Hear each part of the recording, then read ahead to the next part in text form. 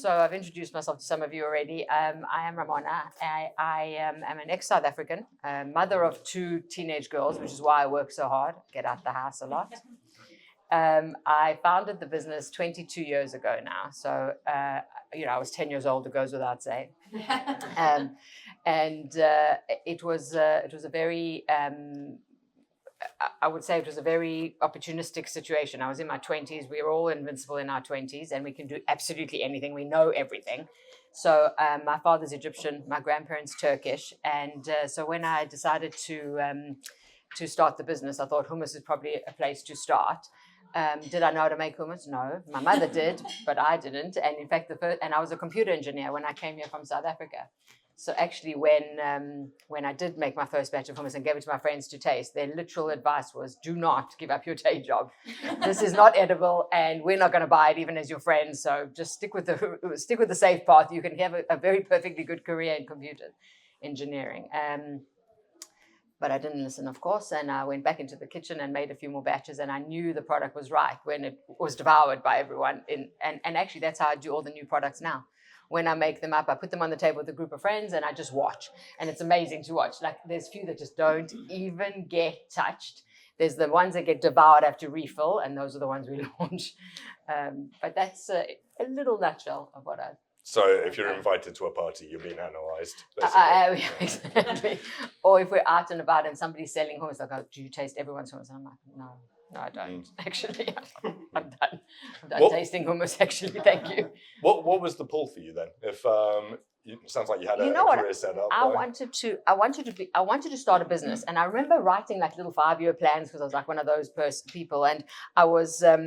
And I remember thinking, should I just start a business in computers where I just hire other people who can do like engineering and that? And then my father had food manufacturing companies in South Africa, predominantly frozen pizza. And so I guess you grow up like a plumber's daughter becomes a plumber, right? You grow up hearing costings, you hear about machinery, So I thought, I feel like I know it. I'll start something in food. Much later, my team had said to me, we need to get to the bottom of why this has all happened. And I had no why. Like, everyone was like, what is your big, like, what was the thing that, that deep? They wanted a philosophical answer, and I had nothing for them.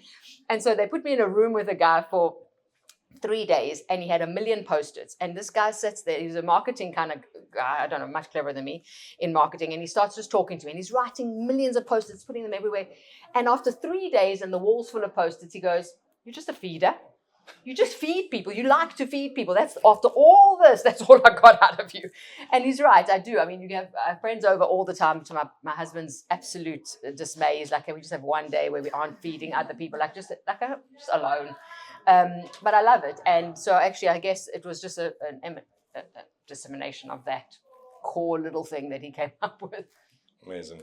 And let's go early in the journey then. So you have that party, you see what people are eating and the fact that they are eating it mainly. Yeah.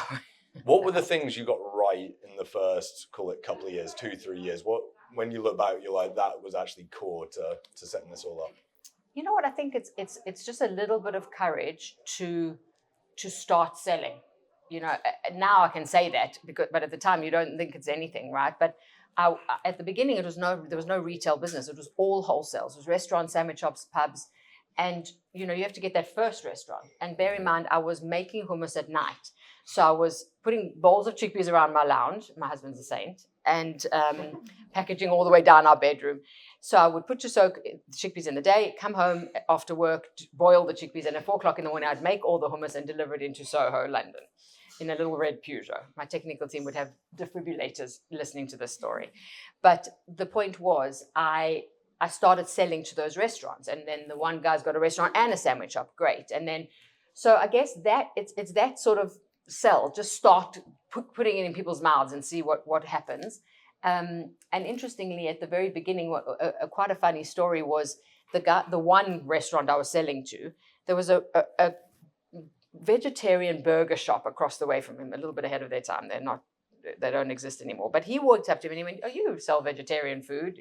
With a bit of a scoff. And he goes, you should speak to Ramona. She's got falafels and hummus. And I was making everything at that time. Everything my mother had made, grilled peppers, chilies.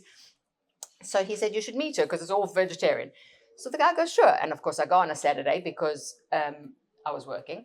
I go in on the Saturday, I show him his stuff. He goes, very nice. And as is always the sales cycle, silence for 2 weeks, which is just, anyway. So 2 weeks later, the guy phones me and he says, can you come back? And I say, sure. Go back on the Saturday. And he has changed his entire menu. So can you imagine like a takeaway bar? You've got the counter and then behind there's that big wall of, the whole thing was now everything I made. Now bear in mind, I'm producing in my kitchen the size of that table and myself. And he obviously did not know that. And he's changed it. And don't worry, I've also got a shop in Brighton. I've changed that menu as well. Now your brain's going, Mayday, Mayday, Mayday, fuck. And then I go, but what comes out of my mouth? Inspired idea. You are brilliant. I'm going to need a few weeks to just sort out my suppliers, which were Tesco chickpeas at the time. And I'll just get a bit more staff to, any staff, right? And I just started making falafel. I don't think I slept for 2 weeks. Every South African in the country was now making falafel balls that anyone I knew was now coming and helping me to get that first order on. And those are the sorts of things that at the beginning when you actually panicking, but that was the catalyst to me being able to leave the job. It was the catalyst. So it's just taking advantage of all those things, which in retrospect is madness, right? And I mean, I literally had one fridge. So I had to say to my husband, we're cooking nothing. We're not buying any fresh food. We're emptying the fridge, even of shelves. I'm just stacking it with as much as I can until I deliver these things. But it worked, and so I guess it's just about being a little bit courageous and winging it a bit, At what point, though, did it become a scaling business rather than? It took a long time because I funded it myself. So it was very glacial, actually. It was, I didn't know enough at the time to go and raise money and do business plans. I was just going along with the process. And I would say it probably took about 5 years to get to a point where I started needing to think about actual people, the right machinery, getting the bulking up. I think I always used to joke that I went from 1 kilo to 2 kilos, which was amazing. And then 2 kilos to 9 kilos was like, oh my God, it was amazing. But eventually you get to 100 kilo recipes and that's when it starts sort of taking, but then you have to afford the 100 kilo machine, which is a whole nother story. Yeah. So. And how far, I suppose, did that, looking back, was that the right decision to self-fund it? I think it is mainly, and I get it. There's a lot of people that I speak to, and they're raising a lot of money, and I feel like that adds a genuine pressure to you and to a business. I think you suddenly have someone you're answering to, whether you like it or not. The person that put the money in just became the boss, full stop. And I think at the beginning it allowed me, first of all, to be touching everything. So suddenly you are the person that knows absolutely everything about the business. So that's the first thing I felt was really important. And the second one was it allows it to grow at a speed that can be flexed. It can be adjusted. That is a dog of a customer, or that's a dog of a product. We need to get rid of them. You can see it happening. Whereas when there's this gigantic growth because there's this big influx of money, sometimes it wobbles. And you find out too late that the structure or the foundation are not quite strong enough. Whereas if you go a bit slower, admittedly, it's devastatingly slow, but it does give you an absolute solid foundation. You know what your raw materials are, you know everything about the product, you know it's not all farmed out to millions of people and instantly, fantastic. Yeah. I guess, what did you not understand about scaling a consumer brand? And I suppose, I think everything probably is the right answer. Yeah, I didn't know anything. But what is the thing that's misunderstood most in scaling a consumer brand by yourself or others? I think the thing is, I think a lot of people think, just market it. Spend loads of money on marketing because somebody will then see it and buy it. And I actually did not spend money on marketing for 17 years. Kill me, 17 years, right? And the reason for that was because we were not listed. And even at the point where I had enough staff, my sales team were like, we've got to do marketing. We've got to spend money on bus stops or just any marketing. And I said, let's say somebody sees it. Where are they going to buy it? We were listed in the retailers, but in the world food section. So maybe 100 stores countrywide. So the chances of Anna, seeing my thing, going, yes, I fancy that hummus. And then what are the chances of you walking into that Tesco? I couldn't be that lucky. So the waste of money would have been astronomical, but it's difficult to grasp that. I think that the real thing is to make sure that you're scaling the good quality product. because that's what brings people back. Yeah. So I focused on quality. 90% of my day is focused on quality, because believe me, factories find a way to fuck up your product every single day. They don't get tired. They come up with efficient ways of producing it, which mess it up. And I go, listen to me, the day that you do it and you put it on a table and I don't spot it, you can have it. But I always spot it, because you have to stick with that right quality. Otherwise people just don't buy it twice. So marketing's the big thing you started. It's the one I didn't start with. Well, which is actually the most important. line. Yeah, further down the line. Yeah. What did you stop doing that suddenly accelerated growth? I mean, at the beginning, we were whores, right? We would make anything for anyone. Anything. You wanted a mango chutney, I was making you a mango chutney. If you want anything, relishes, chip sauces, we made everything to stay afloat. And I think as I grew, the brave thing to do was to start narrowing the range. And that's uncomfortable, right? Because first of all, there's volume and sales. So if you're cutting lines, you're also cutting sales, which never sits right with anyone who ever has to sell or run a business. But actually what ends up happening is you consolidate all your time. You don't waste your resources on those products, and you focus on the range, assuming that you have enough sales for that range. And then suddenly you've got everybody focused on the most important things, and you've got scale. You can make a lot of it quicker. There's a lot of benefits to it, but it's a lot. And getting rid of customers, that's also really uncomfortable. But as we grew, we sort of had to work out that the ones that wanted that 1 kilo of mango chutney were not quite our best customers. And the ones that are paying you in 120 days are also not your best customers, because they're turning you into a bank instead of a hummus business. And that's where you start having to be really brave. And that is when the business turned, I have to say. I had to get pushed into it. How do you have that conversation? Is it a case of saying, well, this is now our terms, will you accept Yeah, them no, or not? it's uncomfortable. And I'll tell you why, because a lot of the people that we fired as customers were the ones that backed us in the very beginning. Yeah. So our staff were looking at it very clinically, right? They were going, Ramona, this customer's no good. We only make these 3 products, we make 1 kilo at a time for them. You're disrupting the factory. It's not a good thing. And I know that when I was making it in my kitchen, they were the ones that said, all right, fine, you make it. You know, even if I know you're going to make it wrong and you're going to charge me too much, okay, you make the mango chutney. Because they were trying to keep us afloat and help me along. So now you have to turn around to people who actually backed you when you were nobody from nobody land and say to them, I can't make the mango chutney anymore. I'm sorry. Or suppliers that no longer could keep up with you, but were the ones that, used to give me my 1 bag of chickpea and my 1 tin of tahini and whatever I used to go and buy from them. And now suddenly you have to say, actually, I have a different, it's grown. I have to sort of move on from you. And it's devastating. It's not nice. It's not nice, but I had to do it. Part of our job is just doing the shit work, right? And I'm sure part of that is in this next answer, but say brand awareness disappeared, capital went back down to what it was in year 5. What are the core things you'd focus on to really ramp the brand up? My dad gave me some advice at the very beginning, and he went, Ramona, 97% of the business needs to be about sales. And I was like, fuck off. Like, what are you talking about, right? I've got to do invoicing. I've got to do the raw material orders. There's so many things. Like, how can you say sell? I've got this. But the reality is that everything gets fixed with sales, right? Assuming there's profitability in those sales, right? With another little story. So I would say sell.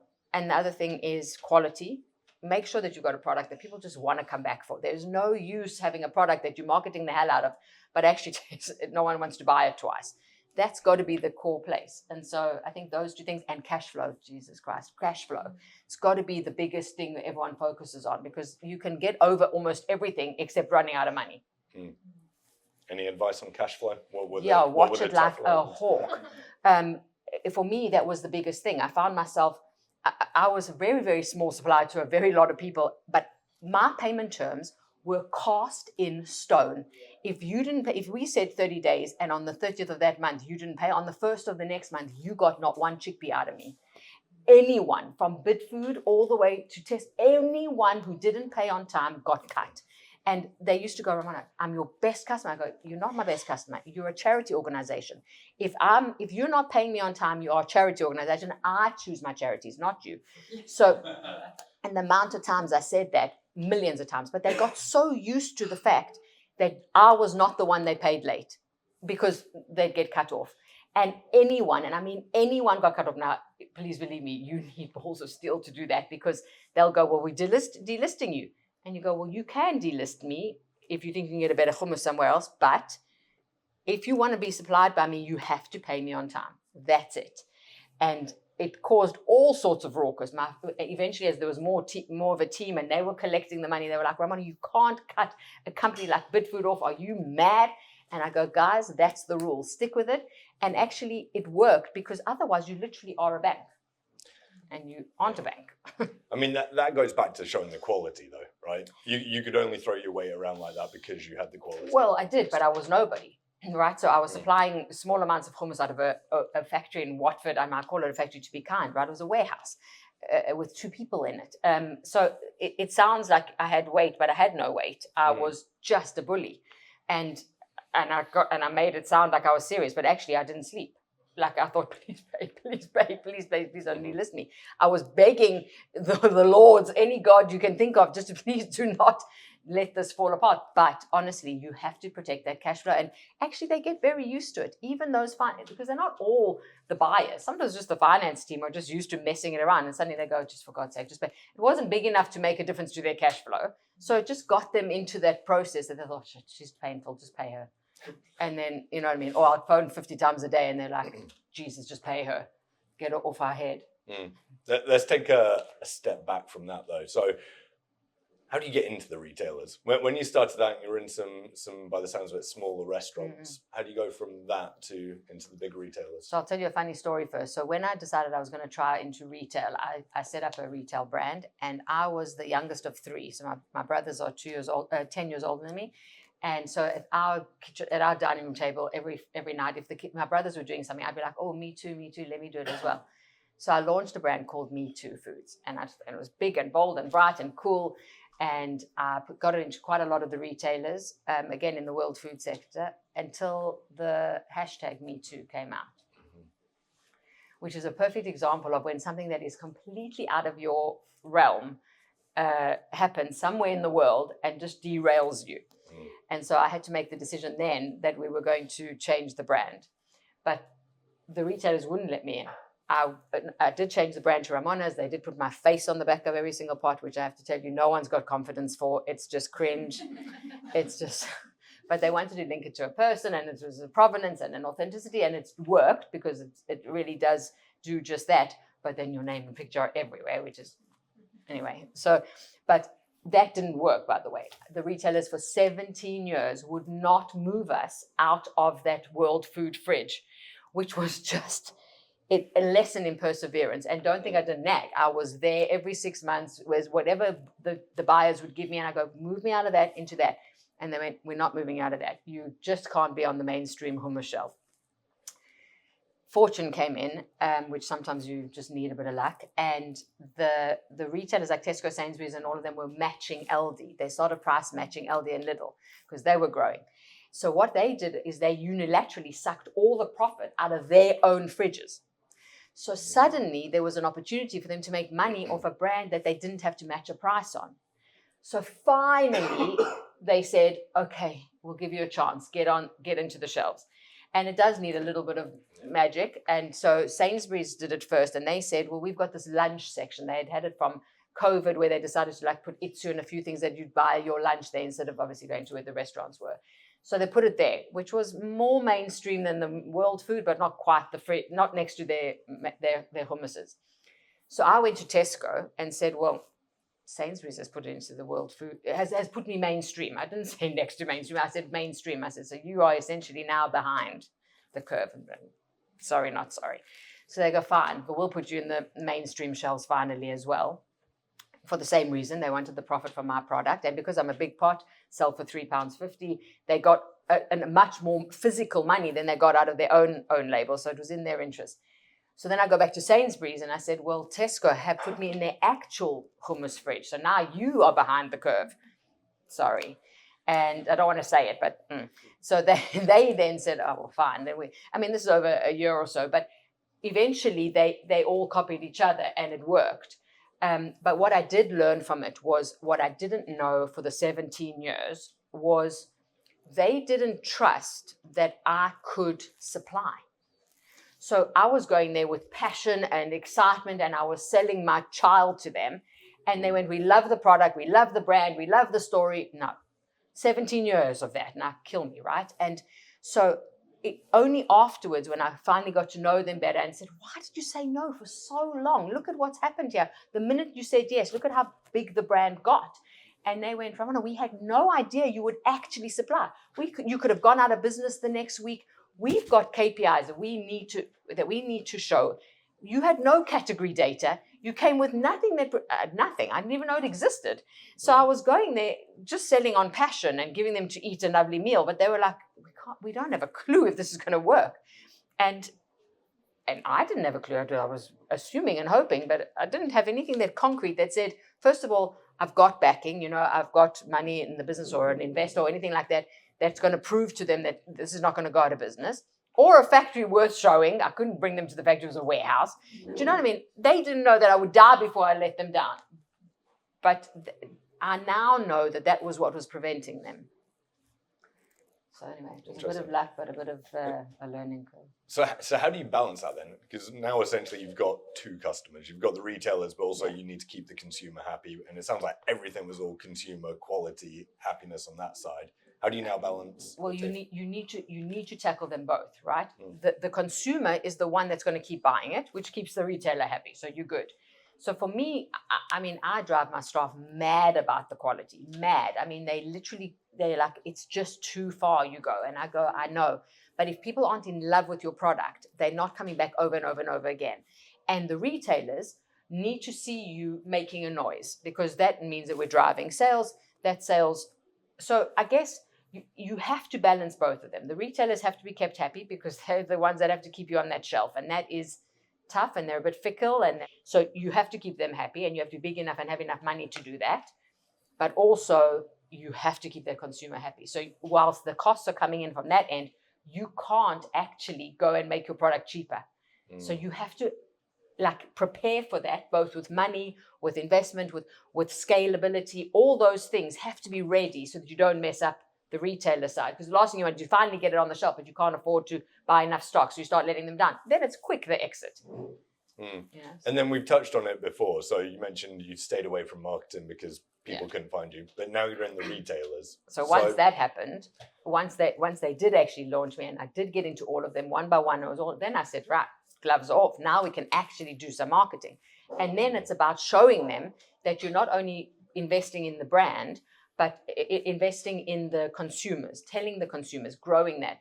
And it showed. Once you start that marketing, and someone can buy it anywhere, it's easy. Sampling, we eventually went to TV. We sponsor James Martin on a Saturday morning, which is the cheap version of, it's not Strictly Come Dancing on a Saturday night. But, people that are watching it will see my face, God help us, for 15 times around every advert. It just gets that brand awareness out. And to be honest, whilst TV is expensive, it is one of the biggest eyeball catchers. It's just unbelievable. And what are some of the things that you tried in the sort of marketing and brand awareness that didn't work? Anything that... It's endless, the amount of things we tried. I mean, even new products, like things that are trendy. Once we did a seaweed hummus. I mean, my grandparents were turning over in their graves. And we got awards. Oh, awards, that's a big one, right? Everyone, if I heard how many times, go for this award because if you get it, the retailer's going to open the doors wide open. Bullshit. It never happened. We got loads of awards because the stuff was good tasting. Never opened up a single door. So I think definitely awards are great and they certainly make us feel better and they look good on the pot, but I don't think they're buy listing. They didn't for us. And also I think there's also that sort of mirage of get agencies, I think marketing is a dark art. And I mean, the marketing people hate me for this because I absolutely think there is just magic there. Sometimes and pure luck. And they go, no, Ramona, it works. I'm like, bullshit. They've tried a million things. Sometimes it works, sometimes it doesn't. We do social media in my kitchen. I mean, I could not be worse at this, right? I don't, you can tell, right? I'm just, whatever. It comes out of my mouth. I'm not good at it. It's not polished. It's not anything. That'll get more likes, hits, whatever's views than the marketing ones where we've got into a boat on the Thames. Don't. And there's a camera crew and there's a whole big whoop-de-doo. And that got less than my kitchen where I'm making a hummus platter for some friends. So you're just thinking, well, which is it, right? Is it 50,000 pounds on that or £4.10 on some feta and a tomato? Do you know what I mean? So I can't answer what makes it right. I've never seen anybody come to me with a proposal that smashed it out the park. I just haven't. For 22 years. And by the way, we're skipping through 22 years. Yeah, I know. We're making it like... So your role must have changed dramatically over the years, right? So give us just a quick view of those transitions. And then for you, I suppose, which was the most difficult transition? Yeah. Look, I think the beginning is always the most difficult, right? You are everything. I remember once someone phoning going, can I speak to the head of distribution? I'm like, me, head of sales, head of marketing, head of production, head of everything, right? And it is good because you really get a feel for absolutely everything. But actually, the truth is you're not good at any of it. You're just willing to spend enough time to do it all and get it done. And it's just, it has to be done at that phase. And I have to say at the beginning, keeping people out of the business was the thing that drove the success. It actually stayed afloat because we just didn't add overheads. But then it becomes a situation where you start adding people who are better at each thing than you are. But they all look amazing when you hire them, right?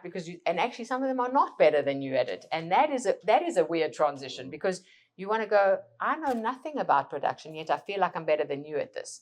So that's uncomfortable. So hire quick, fire quick. That was a lesson I learned early. But yes, once you start getting people in, you're hoping that they're better and they will help you lead the business in the right way. And that's, I think, one of the better times of the business, I would say. And now it's almost even further atop everything where you're now not dealing with day-to-day mud, which there's a lot of every single day. You get to sort of step above the mud and go, okay, I see the mud, you fix that mud, but I'm going to keep looking over that just to see where we're going, what the plan is, so that everybody, because then you become a leader rather than the manager, which makes a big difference because now you want everybody facing the same way. And suddenly you realize that accounts are facing that way. The procurement guys are buying the right chickpeas, but they're buying cheaper, that can't make a great hummus. The production guys want to get it done as quickly as possible. So everyone's doing their job well, but actually none of them are all focusing on the right thing. So I'm saying I have to be the one that says, everybody focus on quality. So when you're buying chickpeas, if that chickpea is cheaper, but it gives us a shit quality product, you're not doing your job right. So that's wrong. The production people, if you can make it 10 times quicker, but the product isn't right, you're not doing your job right. Technical, kill me on technical. Anyone who has in the food industry knows there's an army of technical people who are messing your life up every day. And they're going, we need to drop the pH, we need to make it safe, you can't go to jail, you don't want to kill anyone. I'm like, can we just start a meeting assuming I don't want to kill anyone? Like, do we have to? Like, come on. And then you sit there going, look, I don't care if you're not sleeping well. We're making a good quality product and we're not making it taste like battery fluid. So everybody has to be, you become the leader rather than the manager. And that's a weird feeling because suddenly you feel like you're starving off work. Like I'm here today and I think, oh, shouldn't I be doing something like real, but I'll try not to be offended by that. You know what I mean?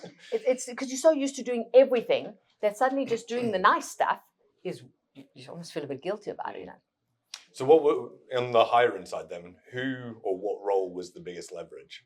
Where you're like, I'll tell you, this was a funny one because it's an easy answer. There was one guy, his name was Richard, and he was an operations manager, in the director, whatever you want to call it, in the business. And the business was tiny, but we lost our production manager, and I needed one. So I thought I'm going to get an interim in, which is harsh because they're just so expensive. My God. So I meet this guy on an interview. He's in his car to interview. That's how much he cared about my role, right? He says to me, Ramona, I can do anything in your size business. There is literally nothing of your business and he knew nothing about the business that I can't fix. And he was absolutely right because he was used to doing these gigantic factories with massive manufacturing facilities. And he went, literally, yours, in my sleep, we can fix everything. And I said, you're really expensive. I think it was like £600 or £700 a day. I mean, kill me, literally kill me. We couldn't afford it, not at all. So I said, and if you're wrong, you're just damn expensive. And he said, you can give me 1 day's notice. If I don't do what you need, to fire me instantly and tomorrow I won't come in. And I thought, fair enough. I mean, that feels a fair try. So I get him in, and of course, brilliant, fixed everything, worth his weight in gold, but he was a contractor. And so he started working, fixed the processes, fixed everything, became profitable, gave me advice on what products to cut, what wasn't working. He literally saved my life. And I wanted to marry him, never mind keep him in the business. I was married. But so eventually I sat him down and I thought, I need to keep him, but I can't afford him. So I said to him, look, you need to make a decision on what you want to be when you're big. Do you want to go and work for these massive faceless organizations where you make a difference a little bit, but you're in and out, you make a lot of money, but you make no difference? Or do you want to stay here where you really make a difference, you're really in on it, we're a great team, small but growing? I think you should take a major pay cut. And he sort of, eventually I convinced him that he should stay. And whilst he still earned more than I think even me, he was worth it. And the business grew exponentially. So sometimes you do have to take that sort of risk, but the people that are a lot of money can sometimes absolutely transform the business, and they do land up paying for themselves. So that's one to watch out for. So more about the person than the role. It wasn't a role you filled. It was sounds like it's finding the right person. I needed a production manager, and theoretically he said to me, well, I'll hire you one. I'll be part of the process to hire somebody for you. And I was like, I don't really want another shit production manager. I just want you to stay and keep doing what you're doing. You know what I mean? So sometimes you just sort of have to try. And honestly, it was a big ask. I didn't expect to succeed in the major pay cut. But sometimes people, don't know what the reason they say yes is. So just always try. Yeah, very cool. Look, let's open this up. Let's get into any questions anyone has. Thanks so much. Out of interest, when you first went into your first retailer, even when you're in the world food section, can you talk us through that first outreach you did? How did you get in front of them? What were the things you sort of maybe wish you did think about? Sure. So what was interesting with that was we all think, well, we'll just sell to them like as if we're selling to any shop. But actually, they've got systems that we have no idea about. I don't know how many holidays I've been on with my family and been sitting in the hotel room filling in new line forms, because they're just this mammoth thing where they get orders through EDI, which I didn't know existed. They've got this miracle process of things that they need from their codes, delivery numbers, all these things that need to be in place in order to pay you. When they have them in place, they pay you on time to the day. It's amazing. And you can ask them when you're smaller for really small, short payment terms, because they will. Tesco's not going to care if they pay you in 14 days. You're not going to do anything to their cash flow. So always ask for that, I would say. But where the problem came in was setting up those systems. So small businesses don't have EDI set up. So the orders are going to come in on EDI. It's just like DOS-based, it's all black and white numbers. And you're thinking, well, how do I do that?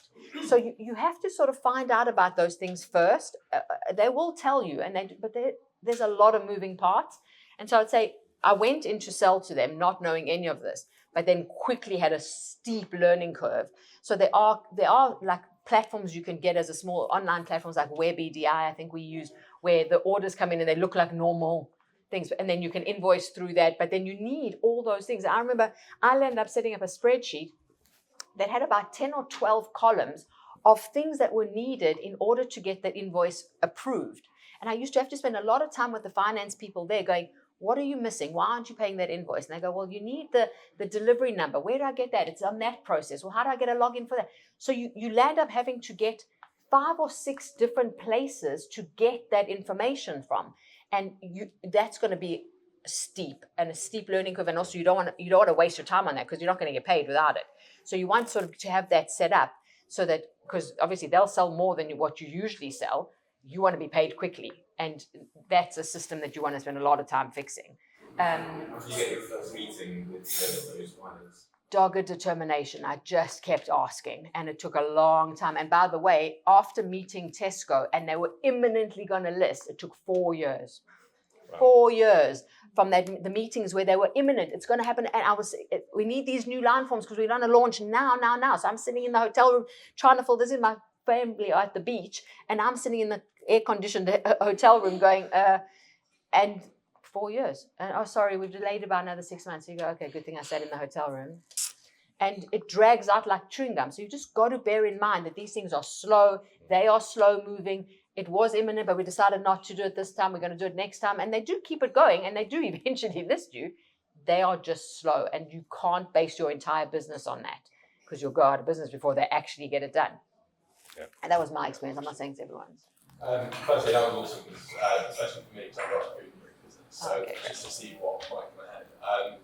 Just back to when you mentioned you went into restaurants first, and you had that one restaurant, and then across the road was the veggie burger place. How many of those restaurants did you have to sort of secure a supply for before you thought, okay, now start having these conversations with retailers? What was that transition like? It was a decision. Like it wasn't that I thought, okay, I've got lots of business now in food service, so I just decided that I wanted to do retail, and it was, again, a guess in the dark, I guess.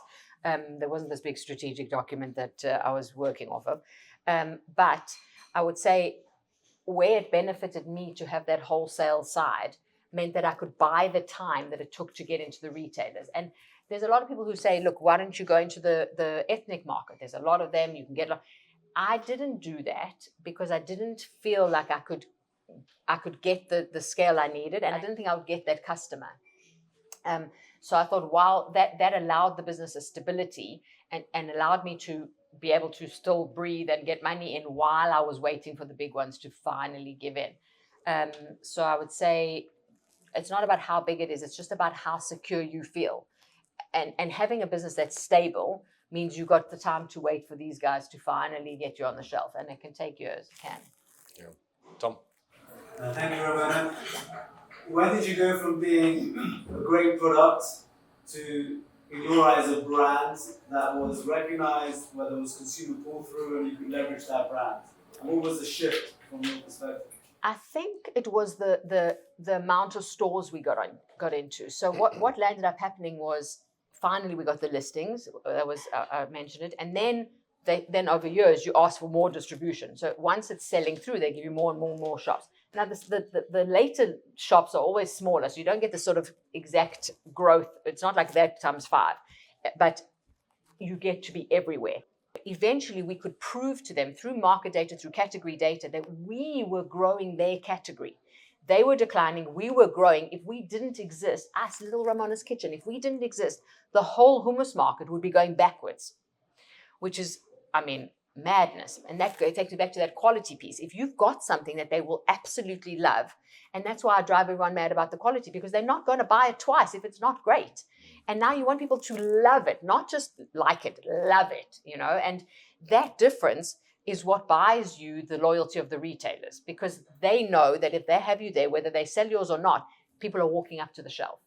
Now, bear in mind, our pot of hummus is bright yellow. Everyone else, and 500 grams, it's that big. So when we took it to the retailers, they looked at me and went, are you mad? You got a 70s disco on your packaging, and everyone else is 200 grams. It's all earthy colors and browns and cream and beige. And I said, I know, but I'm not brown and cream and beige. So how can I make a product that's brown and cream and beige? I said, it needs to be big and bold and bright.